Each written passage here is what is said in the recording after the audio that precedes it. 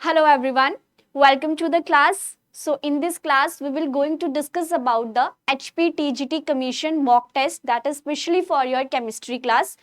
तो केमिस्ट्री से रिलेटेड जैसे कि आप सभी को पता है कि हम मॉक टेस्ट करते हैं और आपका जो है वो हाइड्रोकार्बन यहाँ पे कंटिन्यू है, तो उसी को आगे कंटिन्यू करते हुए आज के जो आपके क्वेश्चंस रहेंगे that is somehow from the aromatic hydrocarbon. So जितने क्वेश्चन हम आज की क्लास में करेंगे वो तो रहेंगे, लेकिन मैं स्टार्टिंग में बता देती हूँ कि नेक्स्ट जो आपकी क्लास रहेगी अगेन वहाँ पे आपको क्वेश्चन हो सकता है कि हाइड्रोकार्बन से रिलेटेड ही देखने को मिले. क्लियर? तो स्टार्ट करते हैं अपना आज का सेशन. क्लियर? और इससे पहले एक छोटी सी जानकारी, सिविल स्टाफ टीचिंग एग्जाम के द्वारा बहुत सारे पेड इनिशिएटिव्स चलाए जा रहे हैं जिसमें आपके बैचेस रहते हैं फॉर द टीजीटी कमीशन, जहां medical, non medical, arts and commerce वालों के लिए बैचेस जो हैं वो ऑनगोइंग हैं. और इसी के साथ अब HPPGT के जो बैचेस हैं वो भी आपके ऑनगोइंग हैं. आप वहाँ पे रिकॉर्डेड लेक्चर्स जो हैं वो आपको मिलते हैं. हिंदी, केमिस्ट्री, जितने भी आपके सब्जेक्ट्स जो हैं वो यहाँ पे रहते हैं. आपको सभी के रिगार्डिंग पीजीटी में कोर्सेज जो हैं वो अवेलेबल हैं. And as you all know that कि पीजीटी की वैकेंसी आउट हो चुकी है. सो आप जल्द से जल्द अपने आप को इन बैचेस में एनरोल करवा सकते हैं, क्योंकि यहाँ पे आपको proper lectures, notes, practice set, assignment सब प्रॉपर वे में मिलेगा. एंड ये आपकी प्रिपरेशन के लिए कहीं ना कहीं जो है वो चीज़ें मैटर भी करती हैं. सो इन बैचेस से रिगार्डिंग किसी भी तरीके की जानकारी लेने के लिए आप हमारे ऑफिशियल नंबर के ऊपर कॉल सकते हैं या फिर आप हमारी वेबसाइट को भी विजिट कर सकते हैं. Clear? So let's start our today's class, जहां पे हम करेंगे आज most important and the expected question for your chemistry section. Clear? HPTGT commission के लिए ये क्वेश्चन जो है इंपॉर्टेंट है. वैसे आप किसी भी एग्जाम की तैयारी कर रहे हैं, लेकिन अगर केमिस्ट्री सेक्शन से आप बिलोंग करते हैं तो आप इन क्वेश्चंस को जरूर देखें, क्योंकि ये कहीं ना कहीं आपको जो है वो बेनिफिट प्रोवाइड करेंगे. So let's start with question number 1. और क्वेश्चन नंबर 1 कहता है addition of hydrogen cyanide to ethine in the presence of barium cyanide has as catalyst gives. तो वो कहता है कि जब भी आप इथाइन में that is CH triple bond CH में ऐड करते हैं HCN को, तो आपके पास किस प्रोडक्ट की फॉर्मेशन देखने को मिलती है जहां पे बेरियम साइनाइड आपका एक्ट कर रहा है एज अ कैटलिस्ट. और ऑप्शंस दिए गए हैं that is 1,1 dicyanoethane, ethyl cyanide, vinyl cyanide या फिर डाइविनाइल साइनाइड. सो अगर आपको ये रिएक्शन पता है तो यहाँ पे जो सही आंसर है that is your vinyl cyanide की फॉर्मेशन यहाँ पे देखने को मिलेगी. जैसे कि आप देख सकते हैं आपके पास था एसिटाइलिन, इसकी रिएक्शन करी गई है HCN के साथ बेरियम साइनाइड की प्रेजेंस में, जहाँ पे विनाइल साइनाइड दैट इज अगर मैं यहाँ पे बात करूँ तो CH2 double bond CH C triple bond N की फॉर्मेशन देखने को मिलेगी, which is known as the vinyl cyanide.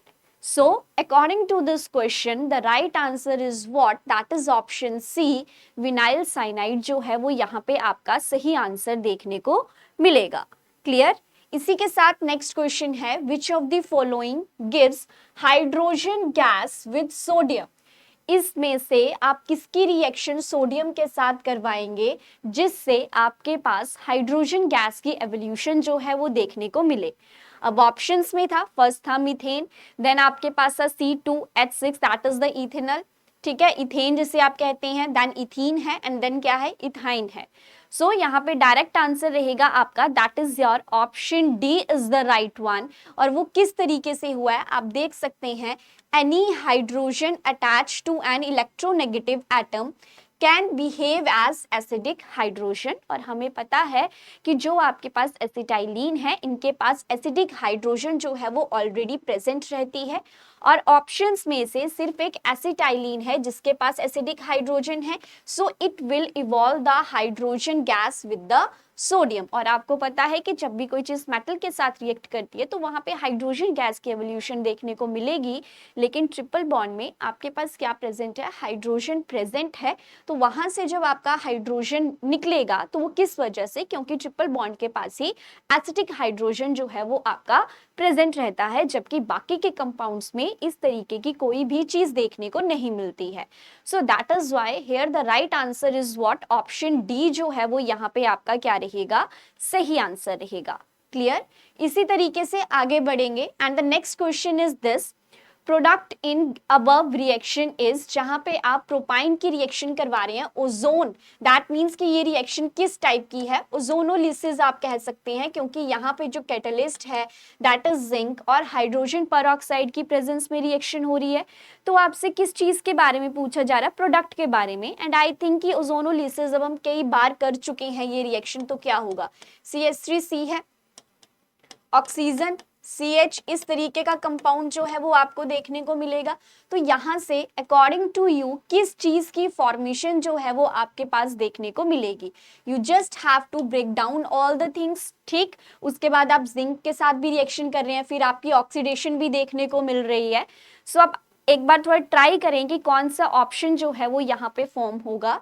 So here the right answer is option C, क्योंकि यहाँ से आपके पास आ जाएगा CH3COH that is your acetic acid, और यहाँ से आपके पास आ जाएगा carboxylic acid, that is why option C जो है वो यहाँ पे आपका क्या रहेगा, सही आंसर रहेगा। सो एक्सप्लेनेशन मैंने आपको दे ही दी थी। सो आई थिंक कि पिछले वाला क्वेश्चन जो है वो आपका क्लियर हो गया होगा कि किस तरीके से ये रिएक्शन हुई है। So this is a kind of the naming reaction that is known as the ozonolysis. Move to the next question, that is your question number 4। Which of the following reaction is shown by alkynes, alkynes के द्वारा इनमें से कौन सी reaction जो है वो show की जाती है। आपके पास ऑप्शंस हैं, addition reaction, substitution reaction, polymerization reaction, या फिर ऑल ऑफ दीज। तो देखो हम मेन बात कर रहे हैं एल्काइंस, दैट मीन्स कि ट्रिपल बॉन्ड कंटेनिंग है। तो देखो आप यहाँ पे इन टाइप की सभी रिएक्शंस को कर सकते हैं। तो देखो जब आपने एसिटाइलिन की पॉलीमराइजेशन की थी तो आपके पास वहाँ पे किस चीज़ की फॉर्मेशन हुई थी, बेंजीन की फॉर्मेशन हुई थी। दैट मीन्स कि हम यहाँ पे पॉलीमराइजेशन तो कर सकते हैं। अब एडिशन सब्स्टिट्यूशन की बात करें तो वो भी यहाँ पे होती है। इसीलिए जो यहाँ पे आपका सही आंसर है that is your option number D, क्योंकि आप ट्रिपल बॉन्ड कंटेनिंग कंपाउंड्स में एडिशन भी कर सकते हैं, सब्स्टिट्यूशन भी कर सकते हैं, पॉलीमराइजेशन भी जो है वो यहाँ पे हो सकती है। सो इसी वजह से जो यहाँ पे सही आंसर है that is your option D जो है वो आपका सही आंसर देखने को मिलेगा। Move to the next question, that is acetylene can be obtained by the reaction, कि आप यहाँ पे किस रिएक्शन के थ्रू एसिटाइलिन को ऑब्टेन कर सकते हैं। अगर मैं यहाँ पे बात करूँ तो यहाँ पे क्या हो जाएगा, आपके पास मीथेन प्लस बेरिलियम ऑक्साइड की फॉर्मेशन हो जाएगी। वहां पे आपके पास कार्बन डाइऑक्साइड की एवोल्यूशन देखने को मिल जाएगी क्योंकि इलेक्ट्रोलिसिस की प्रेजेंस में है। अब आपको यहाँ पे पता है कि आयोडीन भी प्रेजेंट है, ठीक है, आयोडाइड ग्रुप है, और आयोडाइड ग्रुप जो है वो जब आप उनको हीट करते हैं तो वहां से एसिटाइलिन की फॉर्मेशन जो है वो देखने को मिलती है। सो ऑप्शन बी जो है वो यहाँ पे क्या है, सही आंसर है। फॉर एग्जाम्पल जब आपने यहाँ पे रिएक्शन करी, हीट किया, हाइड्रोजन बाहर, कार्बन डाइऑक्साइड बाहर और पोटेशियम हाइड्रोक्साइड आपका बाहर जाता हुआ देखने को मिलेगा। और इसी तरीके से जब आपने आइडोफॉर्म और सिल्वर की रिएक्शन करवाई तो उन्होंने ऊपर लिखा है iodoform and silver undergo dehalogenation reaction to produce the acetylene, and this kind of questions are important for your exams. इसी तरीके से जब आपके पास इथेनॉल था, कंसंट्रेटेड H2SO4 की प्रेजेंस में रिएक्शन हो रही थी, तो यहाँ पे किस चीज की फॉर्मेशन हुई है, that is ethylene, double bond containing compound है। और इसी तरीके से लास्ट वाले में वो तो सिंपल था, आपकी ब्लॉक से भी, ये ब्लॉक्स में जो पीरियोडिक टेबल में जब आप पढ़ते हैं तो वहां से ये रिएक्शन ली गई है। So it is just a general normal compound. So we can say that कि the right answer of question number 5 is what, that is your option B जो है वो यहाँ पे सही आंसर आपका रहेगा।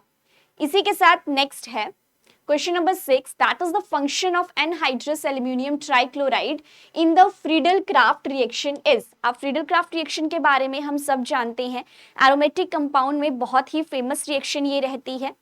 तो क्वेश्चन ये पूछा जा रहा है कि जो फ्रीडल क्राफ्ट रिएक्शन है वहां पे जो कैटलिस्ट आपका एल्यूमिनियम ट्राइक्लोराइड है, वहां पे इसका यूज किसके लिए किया जाता है। अब आपके पास ऑप्शंस हैं, दैट इज एब्जॉर्ब वाटर, पानी को एब्जॉर्ब करने के लिए, HCl को एब्जॉर्ब करने के लिए, या फिर इलेक्ट्रोफाइल को प्रोड्यूस करने के लिए, या फिर न्यूक्लियोफाइल को प्रोड्यूस करने के लिए। तो थोड़ा सोचिए इस बारे में कि क्या काम रहता है वहां पे कैटालिस्ट का। So as we all know that AlCl3 क्या है आपका, एक बहुत अच्छा इलेक्ट्रोफाइल है। So here the right answer is what, to produce the electrophile. तो इसका काम क्या है, यहाँ पे इलेक्ट्रोफाइल की प्रोडक्शन करता है। तो आप देख सकते हैं फ्रीडल क्राफ्ट रिएक्शन में इसका यूज किया जाता है to produce electrophile which later attack on the benzene, जो बेंजीन की तरफ जो है फिर क्या करेगा, अटैक करेगा। फॉर एग्जाम्पल आपके पास एक कंपाउंड है, ठीक है, आपके पास ये क्या है, दैट इज प्रोपाइल क्लोराइड है। एल्यूमिनियम ट्राइक्लोराइड आपने एज ए कैटलिस्ट यूज किया, तो सबसे पहले यहाँ पे क्या होगा, Cl बाहर जाएगा, AlCl4 नेगेटिव, और यहाँ पे क्या होगा, पॉजिटिव साइन हो जाएगा। तो यू कैन से दैट कि कार्बन कटाइन की फॉर्मेशन हुई है। और उसी के बाद जो ये कार्बोकटाइन है जो कि स्टेबल होता है वो अटैक करेगा आपका बेंजीन रिंग के ऊपर, और यहाँ पे आपके पास इस तरीके का कंपाउंड जो है वो देखने को मिलेगा। So we can say that कि इसका काम क्या है, इलेक्ट्रोफाइल की प्रोडक्शन करना जो है वो यहाँ पे एक कैटालिस्ट का काम रहता है। सो ऑप्शन सी यहाँ पे क्या रहेगा, सही आंसर रहेगा। इसी के साथ नेक्स्ट बढ़ेंगे, that is question number 7। Benzene reacts with acetyl chloride in the presence of aluminum trichloride to give, so this is what Friedel-Crafts acylation reaction है। तो यहाँ पे ये पूछा जा रहा है कि आपका बेंजीन है आपके पास, ठीक है, आप उसकी रिएक्शन करवा रहे हैं CH3 CHCOCl3 के साथ, ठीक, in the presence of aluminium trichloride. तो यहाँ पे किस चीज की फॉर्मेशन आपके पास देखने को मिलेगी, तो AlCl4 नेगेटिव तो पहले ही बाहर जा चुका है, तो यहाँ पे आपके पास COCH3 दैट इज एसिटोफिनोन की फॉर्मेशन जो है वो देखने को मिलेगी। सो ऑप्शन डी जो है वो यहाँ पे क्या है, सही है, क्योंकि इसका नाम क्या है, that is it is known as the acetophenone. Clear? And this reaction is known as what, this reaction is known as Friedel-Crafts acylation reaction. Okay, now अगर मैं यहाँ पे बात करूं, जैसे आप देख सकते हैं बेंजीन है, एनहाइड्रस एल्यूमिनियम ट्राइक्लोराइड की प्रेजेंस में रिएक्शन हो रही है। सो यहाँ पे एसिटोफिनोन आपका क्या होगा, फॉर्म होगा। So option D is the right one. इसी के साथ नेक्स्ट है क्वेश्चन नंबर 8। क्वेश्चन कहता है acylation process is preferred than direct alkylation because by the Friedel Crafts reaction. Friedel Crafts reaction 2 types की होती है, एक होता है एल्काइलेशन, एक होता है एसाइलेशन। आप एसाइलेशन को ज्यादा प्रेफर करते हैं, तो ऐसा क्यों है, क्योंकि वो कहता है क्योंकि जब हम एल्काइलेशन करते हैं तो क्या वहां पे पॉइजनस गैस इवॉल्व होती है, या फिर वो कहता है कि अल्काइलेशन में लार्ज अमाउंट ऑफ हीट की प्रोडक्शन देखने को मिलती है, या फिर अल्काइलेशन जब करते हैं तो बहुत सारे पॉली अल्काइलेटेड प्रोडक्ट की फॉर्मेशन होती है, या फिर जो अल्काइलेशन है वो बहुत ज्यादा कॉस्टली रहती है। तो देखो कॉस्टली का यहाँ कोई चक्कर नहीं है, पॉइजनस भी चीजें नहीं रहती हैं और लार्ज अमाउंट ऑफ हीट भी प्रोड्यूस नहीं होती है। So here the right answer is what, option C के बहुत सारे अल्काइलेटेड प्रोडक्ट जो है वो वहां पे फॉर्म हो रहे हैं। That is why option C जो है वो यहाँ पे क्या रहेगा, सही आंसर रहेगा। एक्सप्लेनेशन की बात करी जाए तो आप देख सकते हैं कि जब भी बेंजीन को अल्काइलेटेड किया जाता है तो वहां पे पॉली अल्काइलेशन जो है वो आपकी अक्कर कर जाती है। Hence instead of direct alkylation acylation को जो है वो ज्यादा प्रेफर किया जाता है। क्यों? Because this is followed by the reduction of carbonyl group to methylene group. Clear? So इसीलिए ऑप्शन सी जो है वो यहाँ पे आपका क्या है, बिल्कुल सही आंसर है। अब चलेंगे हम नेक्स्ट क्वेश्चन की तरफ, and the next question is this, जहां पे ये कहता है बेंजीन कैन नॉट अंडरगो, कि बेंजीन इसमें से किसके अंडर जो है वो नहीं जा सकता है। आप एक बार ऑप्शंस देख लीजिए, ऑप्शन में है substitution reaction, addition reaction, elimination reaction, या फिर ऑक्सीडेशन। तो आप बताएंगे कि जो एरोमेटिक हाइड्रोकार्बन है वो इसमें से कौन सी प्रॉपर्टी को या कौन सी रिएक्शन को शो नहीं करते हैं। सो यहाँ पे आपके पास सही आंसर है, that is the elimination reaction, क्योंकि यहाँ पे डीलोकलाइजेशन रहती है पाई बॉन्ड्स की, तो उस वजह से यहाँ पे एलिमिनेशन रिएक्शन जो है वो नहीं रहती है। तो आप देख सकते हैं यहाँ पे benzene can undergo substitution, for example हम नाइट्रेशन एंड सल्फोनेशन करते हैं, तो यहाँ से एक क्वेश्चन ये भी क्लियर हो जाता है कि जो नाइट्रेशन और सल्फोनेशन है वो आपकी कैसी रिएक्शन है, सब्स्टिट्यूशन टाइप रिएक्शन है। अब बेंजीन जो है वो एडिशन रिएक्शन की तरफ भी जाता है, जैसे कि आपके पास ब्रोमोबेंजीन है, और बेंजीन जो है वो ऑक्सीडाइज भी हो जाता है, और ऑक्सीडाइज होके वो कन्वर्ट होता है आपका फिनोल में। बट एलिमिनेशन रिएक्शन जो है वो यहाँ पे आपको देखने को नहीं मिलती है। इसी वजह से ऑप्शन सी जो है वो इस क्वेश्चन का क्या था, सही आंसर है। क्लियर। अब चलेंगे नेक्स्ट क्वेश्चन की तरफ and the question is this, which of the following is not formed by the ozonolysis of orthoxylene। देखो हम सभी की यहाँ पे क्या कर सकते हैं, ओजोनोलिसिस हम सभी ने कर रखी है। अब यहाँ पे आपसे ओजोनोलिसिस करवाई जा रही है ऑर्थोजाइलिन की, और सिंपल सा क्वेश्चन है कि जब आप ओजोनोलिसिस करते हैं ऑर्थोजाइलिन की तो किस प्रोडक्ट की फॉर्मेशन वहां पे नहीं होती है। ठीक है, सबसे पहले तो इस पे फोकस कर लो कि क्वेश्चन में पूछा क्या जा रहा है। तो थोड़ा ट्राई करेंगे आप कि किस चीज की फॉर्मेशन जो है वो यहाँ पे नहीं रहेगी। ऑप्शंस में है ग्लाइऑक्सिल, इथाइलिन ग्लाइऑक्सिल, डाइमिथाइल ग्लाइऑक्सिल या फिर methyl. Yes, anyone? What would be the right answer? So here the right answer is what? Option B, ethyl glyoxal की फॉर्मेशन यहाँ पे नहीं होती है। अब क्यों नहीं होती है, देखो ऑर्थोजाइलिन के 2 रेजोनेटिंग स्ट्रक्चर हैं, hence on ozonolysis of orthoxylene a mixture of methyl glyoxyl 1,2-dimethyl glyoxyl and glyoxyl will be produced। so इसी वजह से यहाँ पे जो आपके पास that is option B, it is not option C, it is option B, that is ethyl glyoxyl जो है वो यहाँ पे फॉर्म नहीं होता है। रिएक्शन आप यहाँ से देख सकते हैं, this is your orthoxylene। यहाँ पे क्या है आपके पास ओजोनोलिसिस आप कर रहे हैं तो आपके पास मिथाइल वाला भी फॉर्म हो रहा है और ग्लाइऑक्सिल भी फॉर्म हो रहा है, और जब आप इसकी डीलोकलाइजेशन को थोड़ा सा चेंज करते हैं तब रिएक्शन करते हैं तो यहाँ पे ग्लाइऑक्सिल भी मिल रहा है और 1,2-डाइमिथाइल ग्लाइऑक्सिल की फॉर्मेशन भी रह रही है। तो आप देख सकते हैं कि यहाँ पे ऑप्शन बी जो है वो आपको फॉर्म होते हुए नहीं दिख रहा है। इस वजह से यहाँ पे जो सही आंसर है that is your what, option B is the right one, कि वो फॉर्म आपका नहीं होता है। क्लियर। अब चलेंगे नेक्स्ट क्वेश्चन की तरफ, that is when benzene is treated with excess of chlorine in the presence of iodine the end product is। अब आपके पास क्या है, आप बेंजीन की रिएक्शन करवा रहे हैं किसके साथ, क्लोरीन के साथ, और क्लोरीन क्या है यहाँ पे एक्सेस में प्रेजेंट है। तो ये रिएक्शन जो है वो किसकी प्रेजेंस में हो रही है, आयोडीन की प्रेजेंस में हो रही है। तो यहाँ पे आपके पास इस टाइप के प्रोडक्ट की फॉर्मेशन होगी। ठीक है, क्लोरीन क्लोरीन क्लोरीन लगा होगा। तो अगर आपको याद हो तो इसे क्या कहते हैं, ऑप्शंस में है मोनोक्लोरोबेंजीन, ट्राइक्लोरोबेंजीन, हेक्साक्लोरोबेंजीन या बेंजीन हेक्साक्लोराइड। तो आपने BHC के बारे में सुना होगा। सो here the right answer is what, option D is the right one, कि यहाँ पे बेंजीन हेक्साक्लोराइड की फॉर्मेशन जो है वो आपको देखने को मिलेगी। So here you can check the explanation also, जहाँ पे ये कहता है कि जब भी आप इसकी रिएक्शन करवाते हैं क्लोरीन के साथ तो सबसे पहले ये रिएक्शन जो है वो सनलाइट की प्रेजेंस में और हीट की प्रेजेंस में होती है, और यहाँ पे आपके पास जो है वो बेंजीन हेक्साक्लोराइड की फॉर्मेशन जो है वो देखने को मिलेगी। क्लियर। और इस टाइप का क्वेश्चन जो है वो हम पहले भी कई बार कर चुके हैं। सो that is why here the right answer is what, option D जो है वो यहाँ पे आपका सही आंसर देखने को मिलेगा। Move to the next part, that is your question number 12, और क्वेश्चन नंबर 12 कहता है what is the chemical name of the insecticide gammaxene is. तो इसका क्या नाम है जो आपके सामने ये इंसेक्टिसाइड दिया गया। अब आपके पास ऑप्शन है that is DDT, benzene hexachloride, chloral या फिर hexachloroethane. So here the right answer is what, option B. आपने अभी अभी बेंजीन हेक्साक्लोराइड BHC के बारे में पढ़ा। सो उसका जो कॉमन नेम है दैट इज व्हाट, गैमाक्सीन जो है वो इसे कहा जाता है। क्लियर। सो जैसे कि आप देख सकते हैं that is the benzene, chlorine, sunlight 500 kelvin. सो यहाँ पे आपके पास BHC दैट इज गैमाक्सीन की फॉर्मेशन होगी, और इसका यूज जो है वो किसके लिए किया जाता है, इंसेक्टिसाइड की फॉर्म में इसका यूज जो है वो किया जाता है। क्लियर। और इसी के साथ अब हम आगे बढ़ेंगे, that is your question number 13, that said which equation represents an example of Friedel-Crafts reaction। इसमें से आपको कौन सी रिएक्शन जो है वो Friedel-Crafts रिएक्शन की फॉर्म में देखने को मिल रही है। तो मेनली यहाँ पे एल्काइलेशन की बात करी जाएगी। सो थोड़ा सा ध्यान से देखना।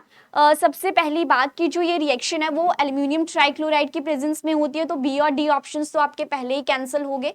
Clear. So the right answer is what, option ए जो है वो यहाँ पे आपका क्या रहेगा, बिल्कुल सही आंसर रहेगा. सो this is the Friedel craft alkylation reaction. For example आप यहाँ पे देख सकते हैं बेंजीन की रिएक्शन जैसे ही आप इथाइल क्लोराइड के साथ करवाएंगे एनहाइड्रस एल्यूमिनियम ट्राइक्लोराइड की प्रेजेंस में, तो आपके पास इथाइल बेंजीन प्लस HCl जो है वो बाहर निकलेगा. सो इसीलिए ये रिएक्शन जो है क्या कहलाएगी, फ्रीडल क्राफ्ट, और यहाँ पे एसिटोफिनोन की फॉर्मेशन हो रही है. So this is a kind of the Friedel Crafts acylation reaction. अब ये तो क्या था, ईथर की प्रेजेंस में रिएक्शन हो रही है और वैसे भी यहाँ पे ग्रिग्नार्ड रिएजेंट प्रेजेंट हो जाएगा C2H5Mgr, तो this is a type of that reaction. So ये तो नहीं होगा. सो ऑप्शन ए जो है वो यहाँ पे आपका क्या है, बिल्कुल सही आंसर है. क्लियर. इसी के साथ आगे बढ़ेंगे, that is your question number 14. और क्वेश्चन 14 कहता है which of the following reactions takes place when a mixture of concentrated HNO3 and H2SO4 reacts on benzene at 350 Kelvin. तो जब ये दोनों प्रेजेंट होते हैं तो इस टाइप की रिएक्शन को क्या कहा जाता है, सल्फोनेशन, नाइट्रेशन, हाइड्रोजनेशन या फिर डिहाइड्रेशन. तो देखो सी और डी तो पहले ही कैंसिल हो गए. अब आपके पास बचे दो option, that is sulphonation and the second one is nitration. ठीक है, तो आपको, मेरे को लगता है कि बहुत सारे बच्चे इसमें कंफ्यूज होंगे कि कौन सा आंसर यहाँ पे सही है.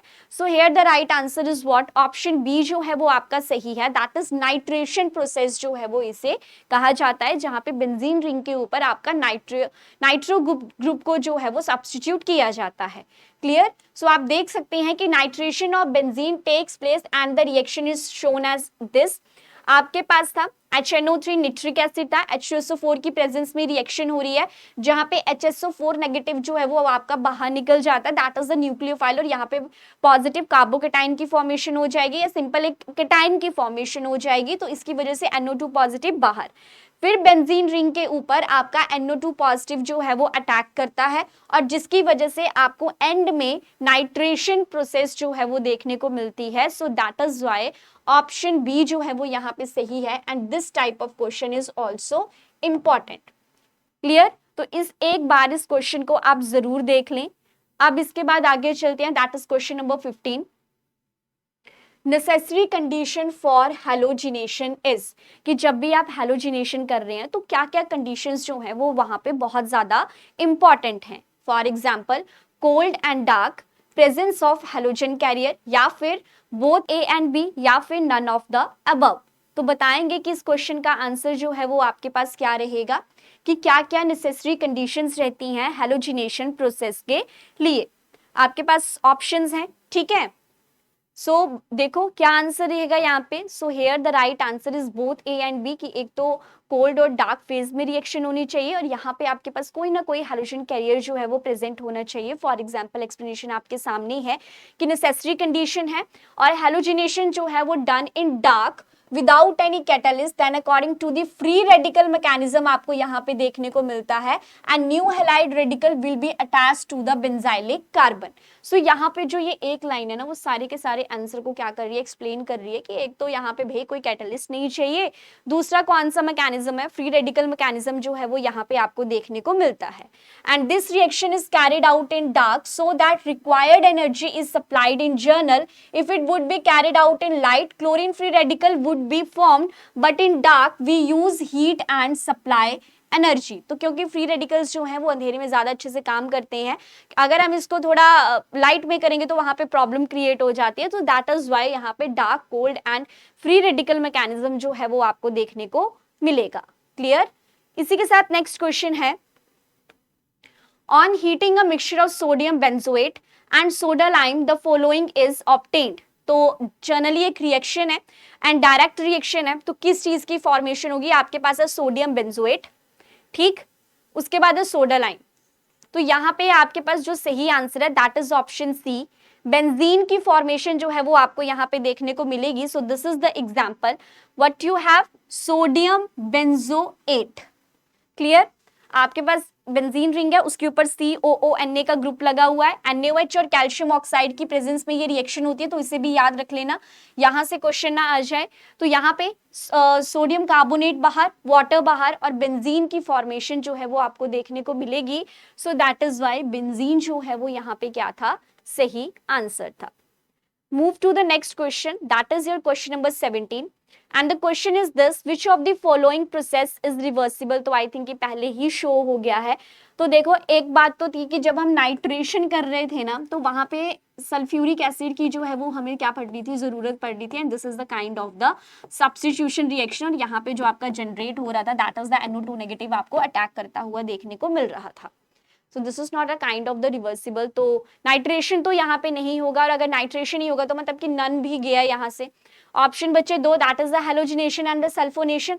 तो हेलोजिनेशन की अगर बात करी जाए तो यहाँ पे क्या होता है, फ्री रेडिकल मैकेनिज्म होता है. सो रिवर्सिबल रिएक्शन की अगर मैं बात करूं, जैसे कि बेंजीन है, जब आप उसे SO3 नेगेटिव की प्रेजेंस में रिएक्शन करते हैं और H2SO4 भी प्रेजेंट होता है, तो यहाँ पे बेंजीन सल्फोनिक एसिड की फॉर्मेशन होती है. और this is a kind of the reversible reaction. So you can say that कि सल्फोनेशन जो है वो रिवर्सिबल रिएक्शन है, क्योंकि यहाँ पे जब आपका बेंजीन सल्फोनिक एसिड प्रोड्यूस हो जाता है, सो ये रिएक्शन रिवर्स की जा सकती है जब आप इसमें ऐड कर देंगे hot aqueous acid to benzene sulphonic acid to produce the benzene. Clear? So this is all about this question, जहां पे आपका ऑप्शन बी जो है वो क्या रहेगा, सही आंसर रहेगा. क्लियर? इसी के साथ आगे चलेंगे, that is your question number 18. Question 18 कहता है which xylene is most easily sulphonated.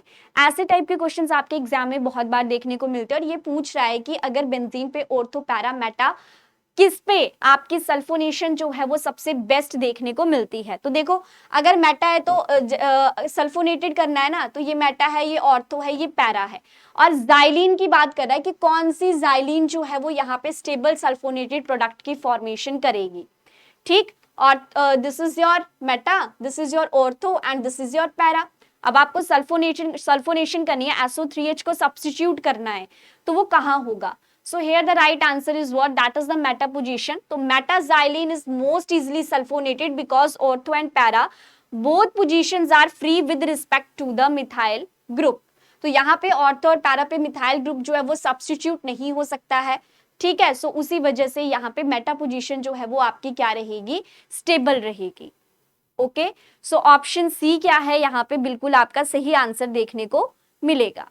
Next question है आपके पास, benzene mixed with air when passed over vanadium pentoxide catalyst at 775 Kelvin gives. अब आपके पास ऑप्शंस हैं, दैट इज द ग्लायोक्सिल. बट ग्लायोक्सिल की अगर मैं बात करूं तो पीछे ही हमने अभी क्वेश्चन किया था, जब हमने ऑर्थोजाइलिन की जोनोलिसिस की थी तब ये जाके फॉर्म हो रहा था. ठीक है, नेक्स्ट आपके पास ऑक्सैलिक एसिड फॉर्म होगा, मैलिक एनहाइड्राइड फॉर्म होगा, या फिर फुमेरिक एसिड होगा. तो देखो, ए और बी ऑप्शंस तो यहाँ पे नहीं होंगे. अब बचे आपके पास सी और डी. तो किस चीज की फॉर्मेशन यहाँ पे आपको देखने को मिलेगी, आप उसके ऊपर थोड़ा सा ध्यान देंगे. So here the right answer is what, that is option C, maleic anhydride की फॉर्मेशन जो है वो आपको यहाँ पे देखने को मिलेगी. एंड आप देख सकते हैं कि जैसे ही आप बेंजीन की रिएक्शन करवाते हैं ऑक्सीजन की प्रेजेंस में, वेनेडियम पेंटॉक्साइड की फॉर्मेशन यहाँ पे देखने को मिलेगी, मैलिक एसिड आपका प्रोड्यूस होगा, वाटर यहाँ से बाहर निकलेगा और आपके पास मैलिक एनहाइड्राइड की फॉर्मेशन जो है वो देखने को मिलेगी. So that is why option C क्या है, यहाँ पे बिल्कुल सही आंसर है. नेक्स्ट क्वेश्चन है, ortho para directing groups are mostly, कि जो आपके पास ऑर्थो और पैरा डायरेक्टिंग ग्रुप्स हैं वो आपके पास किस तरीके के होते हैं, एक्टिवेटिंग होते हैं, डीएक्टिवेटिंग होते हैं, न्यूट्रल होते हैं, या नन ऑफ दिस.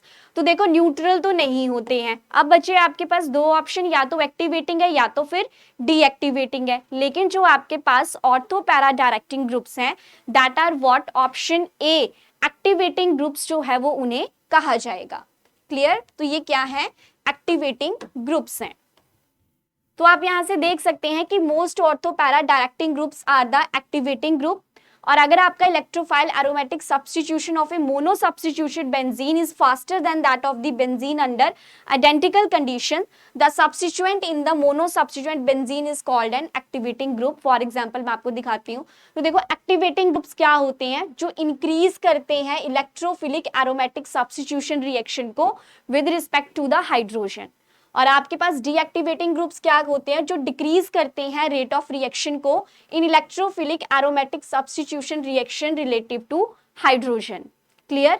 तो जैसे आपके पास एग्जांपल्स हैं, देखो, एक्टिवेटिंग में कौन कौन सी हैं? हाइड्रोक्सी हो गया, एमीन हो गया, एमाइड, एल्काइल, उसके बाद आपका हो गया एल्कॉक्सी और एल्काइल। क्लियर? और डीएक्टिवेटिंग में हेलो। तो ये ना ऑर्थो पैरा डायरेक्टिंग के बारे में बात करी जा रही है, carbonyl, sulphonyl, halo alkyl, nitro and the cyano. Clear है ये बात?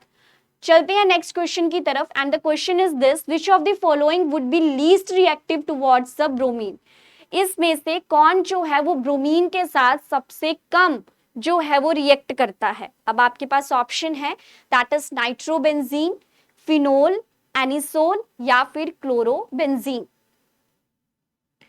Yes, so here the right answer is what? Option A, nitrobenzene जो है वो ब्रोमीन के साथ कुछ खास रिएक्शन नहीं देता। और किस वजह से? क्योंकि because of NO2 group decreases electron density at ortho and para position and hence attack of electrophile on the benzene nucleus is difficult because positive charge on ortho and para position repel the incoming electrophile. क्योंकि ortho and para position पे electron density कम हो चुकी है तो bromine जो as electrophile वहां पे act करेगा वो डिफिकल्ट हो जाएगा वहां पे उसको एक्ट करवाना, इस वजह से रिपल्शन होना स्टार्ट हो जाएगी और वहां पे लीस्ट रिएक्टिव इन नेचर जो है वो चीजें आपको देखने को मिलेंगी। सो that is why option A जो है वो यहाँ पे क्या था? सही आंसर था। नेक्स्ट है question number 22, that is select the true statement about the benzene from Among Us the following. तो सबसे पहले यहाँ पे ध्यान देंगे, ट्रू स्टेटमेंट फाइंड आउट करनी है बेंजीन के विद रिस्पेक्ट टू में। तो ये कहता है because of unsaturation benzene easily undergo addition reaction. तो अनसैचुरेशन की वजह से एडिशन रिएक्शन तो नहीं होगी। नेक्स्ट है there are two types of carbon carbon bonds in benzene molecule, two types no.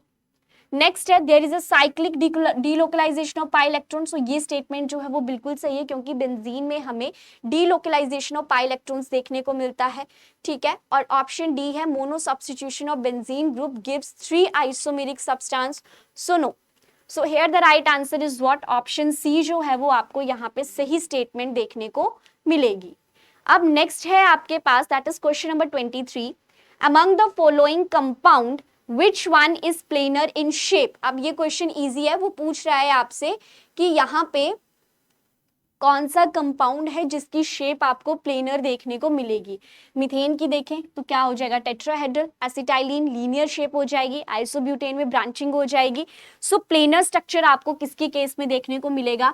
Benzene जो है वो आपको पता है प्लेनर है और साइक्लिक इन नेचर जो है वो देखने को मिलता है। So that is why option C is the right one. Next है aromatic compound burn with sooty flame because aromatic carbon compounds को आप जब भी जलाएंगे तो सूटी फ्लेम निकलती है, वो किस वजह से? मतलब एक ब्लैकिश कलर का धुआं निकलता हुआ देखने को मिलता है।